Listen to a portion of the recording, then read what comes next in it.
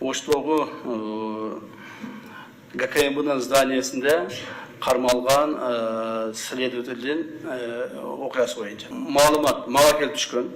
Биздин гражданыбыз ошол ГКМБнын бир тергөөчүсү чоң суммада акчаны требовать этип атат деп конкрет мага келип өзү заявление менин колума берген. Аны биз реализовать этиш үчүн генеральный прокуратурага бердик. Генеральный прокуратура менен жетекчилиги менен МВД жетекчилиги менен кошулуп сүйлөшүп туруп реализовать этип ошол взяточты кармадык. Мана ушул гана случай.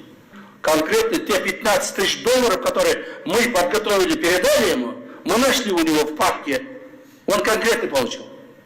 То есть заявление простого человека подтвердилось. Көрдүңөрбү? Ал адам эгер мага жете албаса жүрмөк да ыйлап. Эгерде биз ушул майор экен ал болгону, жаш эле жигит экен.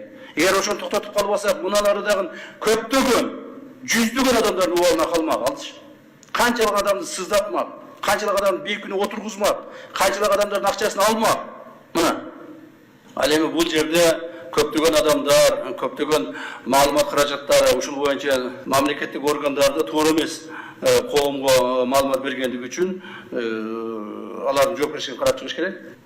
Вся операция, вся работа проводится под четким наблюдением и поручением президента нашего уважаемого. Все государственные органы должны это знать и поддерживать решения президента и государственных органов. Андай кылбастан кээ-бирлер шыбыраша баштадыңар. Ой, мына уруш башталды, талаш башталды, тытыш башталды. Эмне болот экен, кандай болот экен деп тааныштарыңарга чала баштадыңар. Вы думаете, мы вас не слушаем?